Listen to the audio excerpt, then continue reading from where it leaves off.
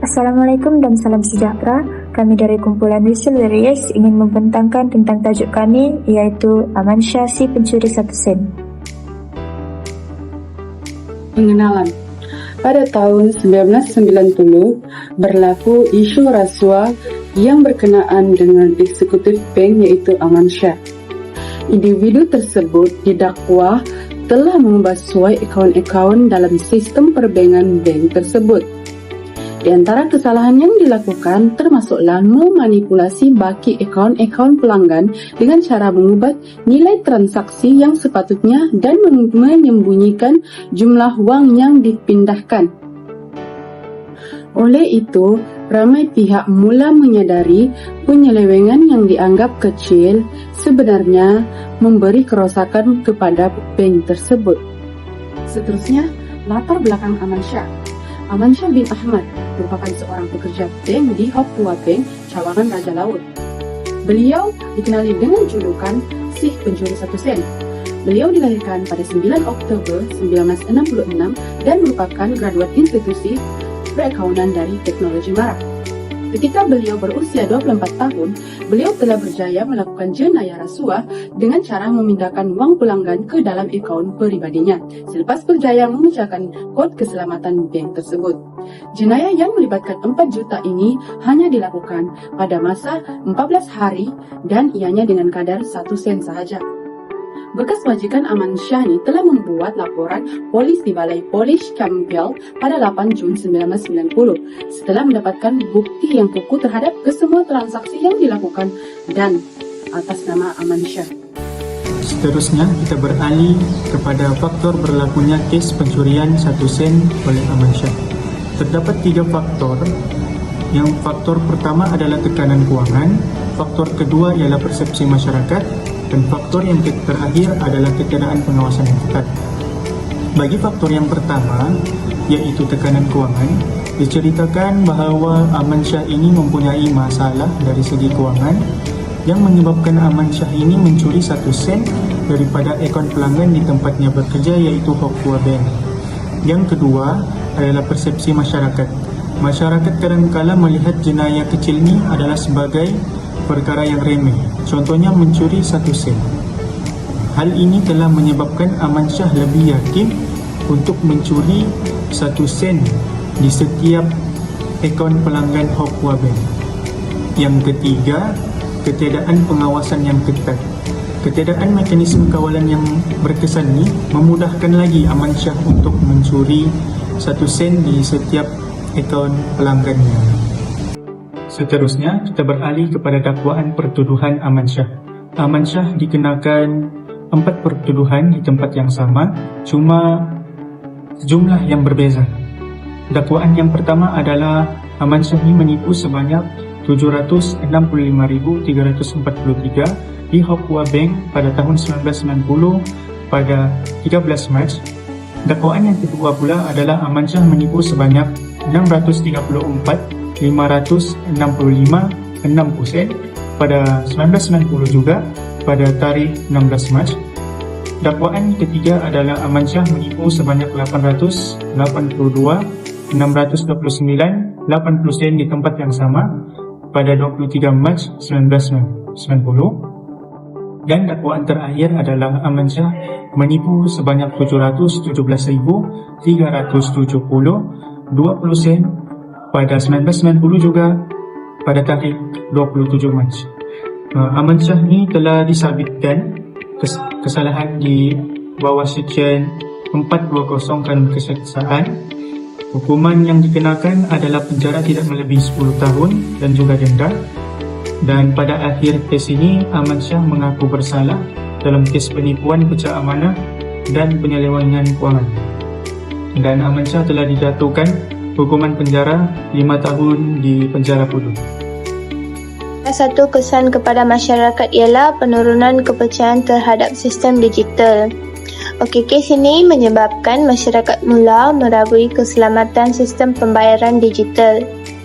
Hal ini boleh menjejaskan keyakinan orang ramai untuk menggunakan e-wallet dan teknologi. Kesan kedua kepada masyarakat ialah pendidikan mengenai undang-undang. Kes ini mendidik masyarakat yang walaupun kecurian kecil seperti 1 sen, itunya tetap melanggar undang-undang. Ini meningkatkan kesedaran bahawa setiap kesalahan, tidak kira nilainya, ada akibatnya. Seterusnya ialah normalisasi sikap tidak bertanggungjawab. Jika tindakan seperti ini dianggap remeh, masyarakat mungkin terbiasa memandang ringan isu-isu melibatkan kecurangan kecil. Hal ini boleh membawa kepada budaya tidak bertanggungjawab yang lebih meluas. Seterusnya, kesan kepada negara. Salah satu kesannya ialah kemerosotan imej negara dalam pengurusan teknologi digital. Contohnya, kes ini boleh mencerminkan kelemahan negara dalam memastikan keselamatan dan ketelusan sistem teknologi digital. Ini juga menjejaskan kepercayaan pelabur asing terhadap ekosistem digital negara kita.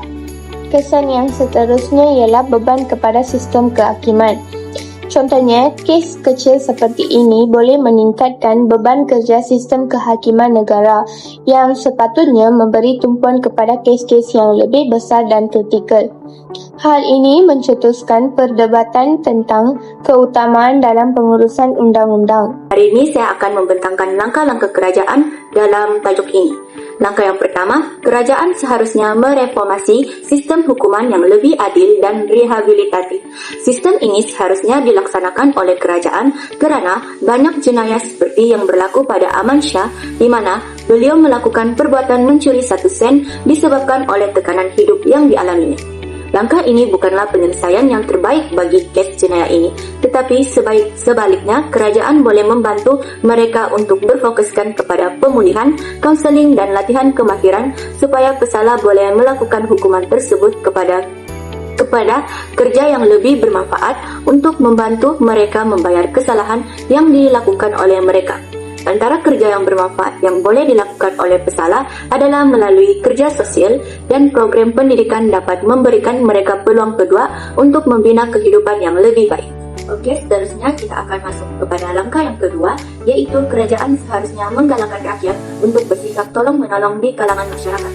Kerajaan seharusnya menyeru masyarakat untuk memupuk nilai-nilai murni dalam diri termasuklah sikap tolong-menolong melalui program aktiviti sosial. Dengan adanya sikap ini, kerajaan dapat mengurangkan tegangan sosial dalam kalangan masyarakat dan mengurangkan risiko golongan miskin yang terlibat dalam jenayah seperti kes yang berlaku pada Aman Shah. Kerajaan seharusnya memperkenalkan program sosial ini di sekolah, universiti, dan masyarakat supaya mereka dapat memupuk nilai-nilai murni dalam diri mereka agar dapat membantu memajukan komuniti yang mempunyai masalah keuangan di dalam negara kita dan boleh menghindari daripada masyarakat terjebak untuk melakukan jenayah tersebut. Kita akan masuk kepada langkah yang ketiga, yaitu kerajaan seharusnya memperkuatkan sistem undang-undang yang adil dan tegas. Kerajaan seharusnya mengambil langkah untuk memperkuatkan sistem undang-undang supaya dapat memastikan kestabilan sosial serta dapat memberikan peringatan kepada masyarakat bahawa tiada kesalahan yang boleh dipandang ringan apabila melakukan jenayah yang dilakukan oleh Aman Shah. Dengan adanya cara ini, masyarakat tidak akan melakukan jenayah dengan sewenang-wenangnya kerana hukuman yang diberikan adalah setimpal daripada perbuatan kesalahan mereka. Oleh itu, kerajaan seharusnya lebih memperkuatkan sistem ini agar dapat membendung jenayah yang dapat merosakkan imej negara, termasuklah jenayah yang dilakukan oleh Aman Shah. Sebagai contoh, kes Aman Shah, pencuri 1 sen ini kelihatan kecil, tetapi perlu diambil tindakan kerana ia melibatkan pelanggaran prinsip moral dan undang-undang negara kita. Dalam hal ini, kerajaan konsisten untuk menunjukkan bahawa tiada kesalahan yang boleh diambil ringan kerana setiap jenayah akan diberikan hukuman. Kesimpulannya, skandal Aman Shah si pencuri 1 sen telah membawa mesej mendalam kepada keadilan, nilai moral dan akibat perbuatan. Tindakan Aman Shah yang mencuri 1 sen mungkin kelihatan remeh, tetapi ia menunjukkan bahawa setiap kesalahan besar akan membawa kepada kesan dan implikasi.